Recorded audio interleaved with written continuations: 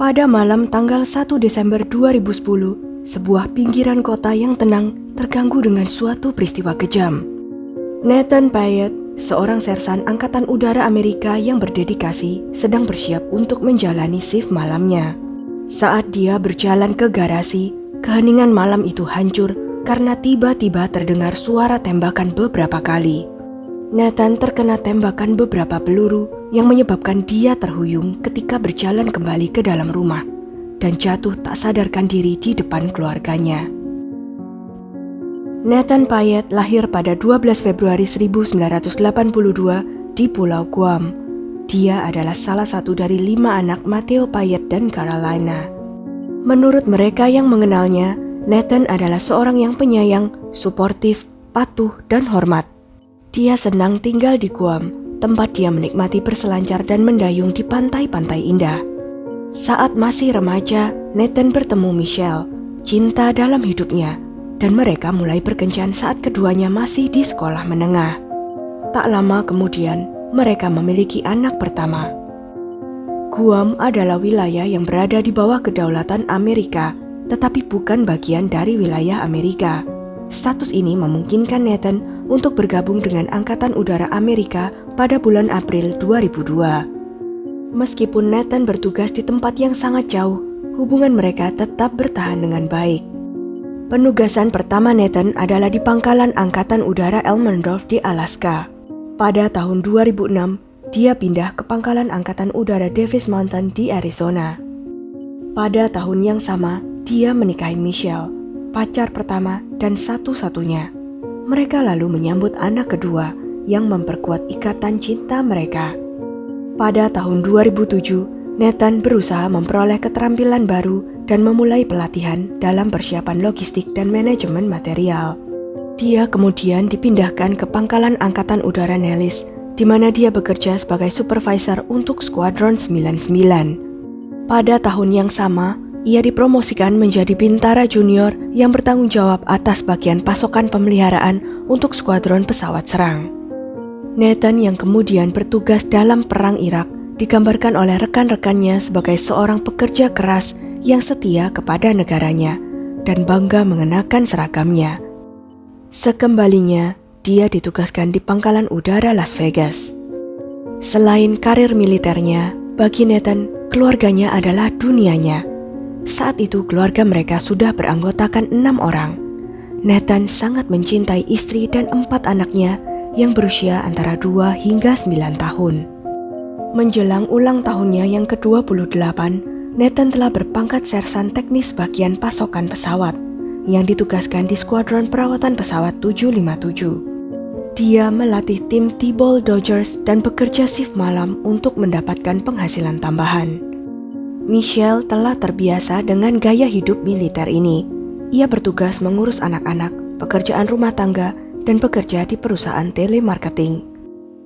Pada tanggal 1 Desember 2010, hari itu berlangsung seperti hari-hari lainnya.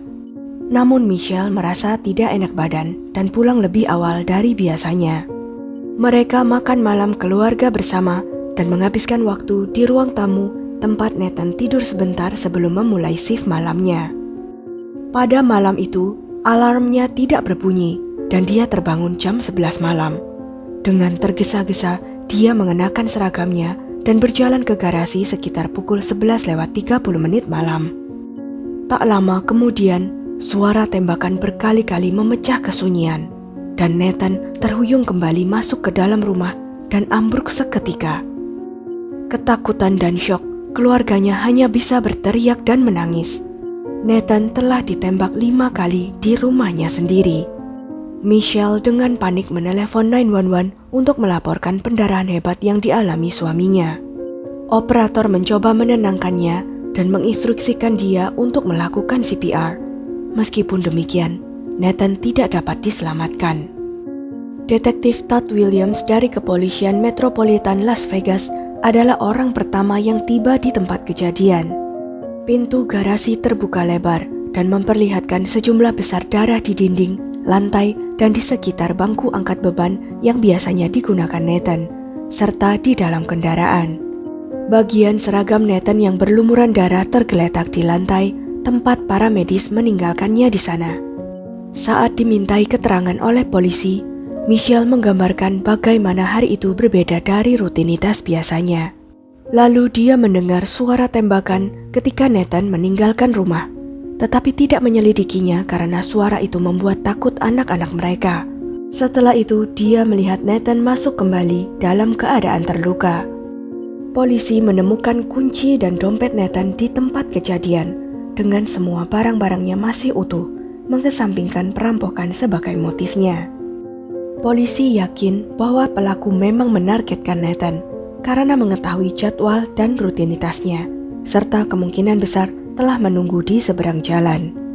Para penyelidik pada awalnya mempertimbangkan bahwa Nathan kemungkinan menyembunyikan beberapa masalah rahasia seperti hutang judi, hutang pada rentenir, atau perselingkuhan terhadap istrinya. Masalah-masalah ini bisa menjadi motif yang diambil oleh seorang pembunuh bayaran. Namun pemeriksaan awal pada ponselnya mengungkapkan bahwa Nathan adalah pria yang berdedikasi dan mencintai keluarganya. Ponselnya hanya berisi foto istri dan anak-anaknya dan tidak ada aktivitas yang mencurigakan.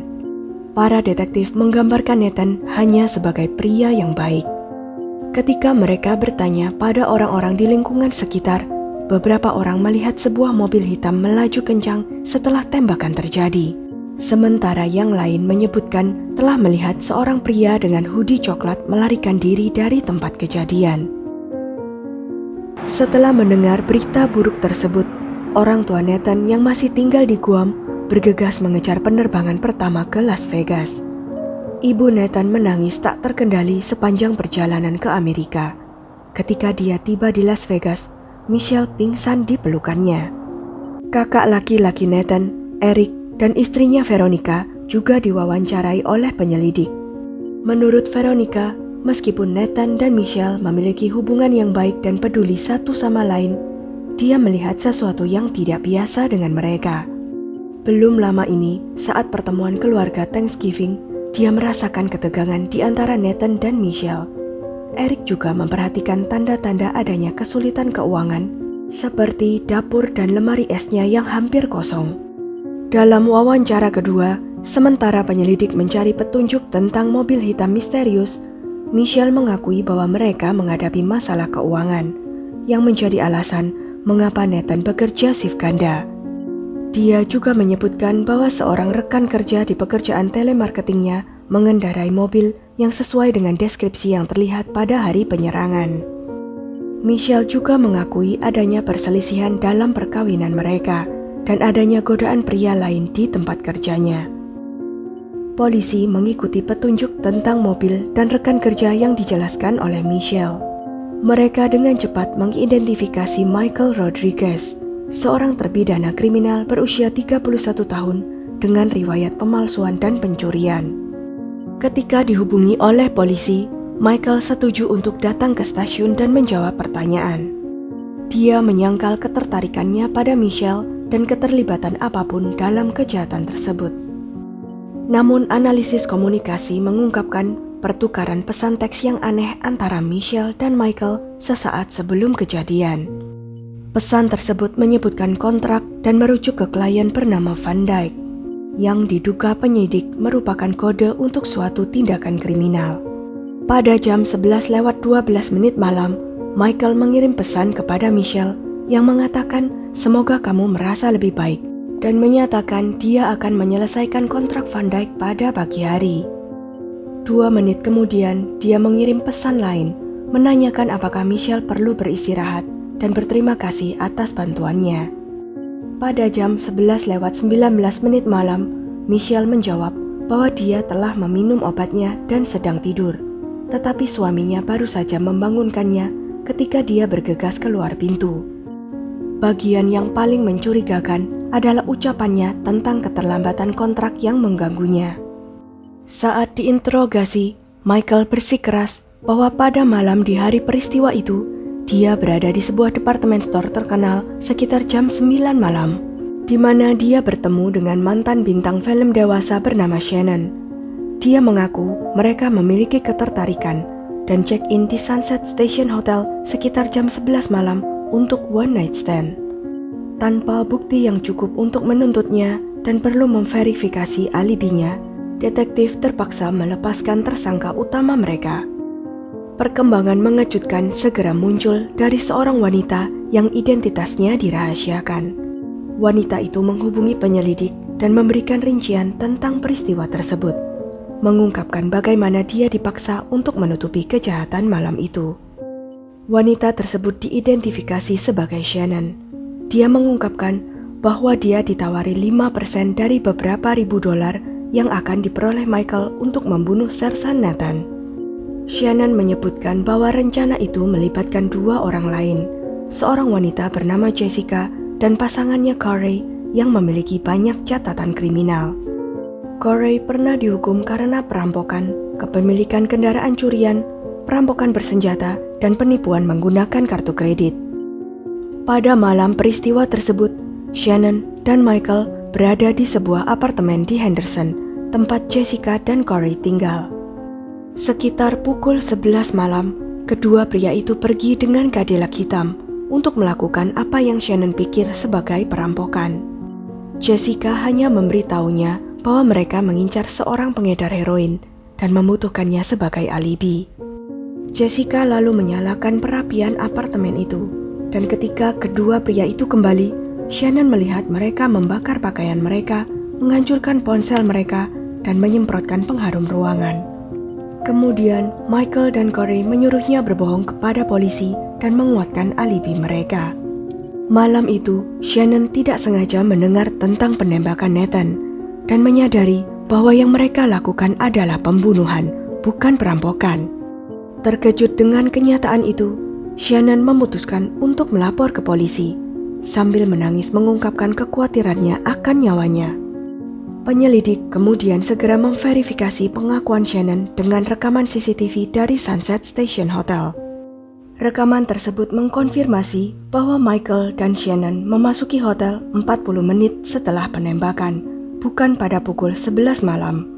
Beberapa jam kemudian, polisi mengeluarkan surat perintah penggeledahan di apartemen Jessica dan Corey, di mana mereka menemukan sarung tangan lateks biru, pengharum ruangan, dan bekas pakaian yang terbakar. Michael, istri Nathan, kembali diinterogasi. Dia kemudian mengakui perselingkuhannya dengan Michael dan menambahkan bahwa Michael telah menyusun rencana untuk membunuh suaminya demi mendapatkan polis asuransi jiwa militernya. Michelle mengklaim bahwa meskipun awalnya dia menyetujui rencana tersebut, tapi kemudian dia menyesalinya dan mencoba menggagalkan upaya mereka. Dia tidak membuka kunci mobil suaminya seperti yang diinstruksikan oleh Michael, dan dengan sengaja mematikan alarm Nathan agar dia tidak berangkat pada waktu biasanya. Menurut versi Michelle, dia mengira para pria tersebut akan membatalkan rencana mereka ketika Nathan tidak berangkat tepat waktu. Tapi sayangnya, pesan teks di ponsel Michelle mengungkapkan kebenaran yang membuktikan bahwa dia berperan aktif dalam pembunuhan suaminya dan seluruh konspirasinya. Pada hari Selasa tanggal 7 Desember, sebuah kebaktian perpisahan diadakan di Kapel Pangkalan Angkatan Udara Nellis, Nevada untuk menghormati Sersan Nathan Payette. Michelle tidak hadir dalam upacara tersebut.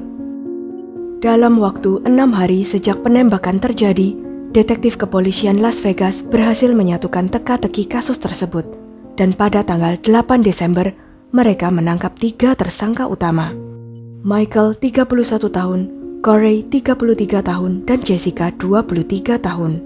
Mereka semua didakwa dengan pembunuhan tingkat pertama dan konspirasi. Keesokan harinya, Michelle 29 tahun adalah orang keempat yang ditangkap dengan tuduhan melakukan tindak pidana bersenjata, konspirasi untuk melakukan kejahatan, dan konspirasi untuk melakukan perampokan. Menurut laporan penangkapan, Michelle mengaku membantu merencanakan pembunuhan suaminya. Dia telah memiliki hubungan yang penuh gairah dengan Michael selama 6 bulan, dan mereka bermaksud untuk melanjutkannya setelah Nathan tewas. Selain itu, motifnya juga terkait dengan kompensasi yang akan dia terima. Sebagai janda seorang perwira militer, Michelle akan mendapatkan 400.000 US dollar atau sekitar 6,2 miliar rupiah dari asuransi jiwa militer Nathan, dan tambahan 250.000 US dollar atau sekitar 4 miliar dari kebijakan terpisah yang mereka miliki. Michelle mengaku bahwa dia dan Michael mulai mendiskusikan pembunuhan Nathan demi uang asuransi pada bulan Oktober 2010. Laporan tersebut juga menyebutkan bahwa pada malam penembakan itu, dia mengetahui kekasihnya dan tersangka lainnya sedang menunggu saat suaminya membuka pintu garasi dan masuk ke dalam kendaraannya. Ketika Nathan tidak berangkat pada waktu yang diharapkan, Michael mengirim pesan. Michelle mengakui bahwa 2 pesan terakhirnya diberi kode untuk memberitahu bahwa suaminya akan terlambat meninggalkan rumah. Michelle juga mengungkapkan bahwa dia dan Michael telah mendiskusikan beberapa rencana. Salah satunya melibatkan penembakan Nathan di mobilnya, kemudian membawa kendaraan ke kompleks apartemen, menutupinya dengan penutup mobil untuk menyembunyikan tubuhnya. Rencana lain termasuk menculik Nathan dengan menutup matanya dan membawanya ke gurun untuk menciptakan rasa takut, siksaan, dan rasa sakit. Shift malam Nathan memberikan kesempatan sempurna untuk rencana jahat mereka. Nathan tidak tahu istrinya berselingkuh, bahkan merencanakan pembunuhannya. Michelle ditahan tanpa jaminan dan ditempatkan di bawah pengawasan polisi di pusat penahanan Clark County karena adanya risiko melukai diri sendiri. Jenazah Nathan diterbangkan kembali ke tanah airnya dan pada tanggal 15 Desember, pemakaman diadakan bersama seluruh keluarga dan teman-temannya. Nathan dimakamkan di pemakaman veteran Guam. Pada tanggal 4 Januari 2011, keempat terdakwa secara resmi didakwa. Michelle, Michael, Corey, dan Jessica didakwa melakukan pembunuhan dengan senjata mematikan dan konspirasi untuk melakukan kejahatan dan perampokan. Selain itu, kedua pria juga didakwa memiliki senjata api. Komite Peninjauan Kembali Hukuman Mati di Kejaksaan Negeri akan bertemu untuk memutuskan apakah akan ada pilihan hukuman mati terhadap terdakwa. Hakim tidak dapat menetapkan tanggal persidangan karena menunggu keputusan jaksa mengenai hukuman mati tersebut. Proses pengadilan menghadapi banyak penundaan. Pada September 2015, Michael Rodriguez mengaku bersalah untuk menghindari eksekusi mati. Beberapa bulan kemudian, dia dijatuhi hukuman penjara seumur hidup tanpa kemungkinan naik banding atau pembebasan bersyarat. Pada bulan Oktober, Michelle diadili. Dia menangis sambil meminta maaf dan mengungkapkan penyesalan kepada keluarga Nathan dan anak-anaknya. Dia kemudian mengaku bersalah atas konspirasi untuk melakukan pembunuhan tingkat pertama dan pembunuhan dengan senjata mematikan. Hukumannya akan dijatuhkan beberapa bulan kemudian. Pada tahun 2016, Corey juga mengaku bersalah untuk menghindari hukuman mati. Pengacaranya juga meminta keringanan hukuman dan kesempatan bagi kliennya supaya suatu hari nanti mendapatkan pembebasan bersyarat. Hakim menolak permintaan tersebut karena menganggap Corey berbahaya bagi masyarakat dan menjatuhkan hukuman penjara seumur hidup tanpa kemungkinan pembebasan bersyarat. Jessica, mantan pacar Corey, mengaku bersalah atas tuduhan konspirasi untuk melakukan pembunuhan. Rincian hukumannya tidak didokumentasikan, tetapi dilaporkan bahwa dia menerima hukuman sebagai tahanan rumah. Momen yang paling dinanti dalam kasus ini terjadi pada tanggal 3 Maret 2016 ketika Michelle muncul kembali di hadapan hakim untuk menerima hukumannya dan memiliki kesempatan terakhir untuk membela diri. Dia menangis selama di persidangan. Ibu Nathan diberikan perwalian yang sah atas keempat anak Nathan dan Michelle. Dia mengatakan bahwa dirinya memilih untuk memaafkan Michelle, namun juga dengan meyakinkan mengatakan bahwa Michelle tidak pantas untuk menghirup udara bebas lagi seumur hidupnya. Pada akhirnya, Michelle dijatuhi hukuman penjara seumur hidup tanpa kemungkinan pembebasan bersyarat. Sekian kisah kali ini. Jangan lupa untuk klik like, share, subscribe, dan komen ya pendapat kalian. Sampai jumpa lagi di video-video selanjutnya.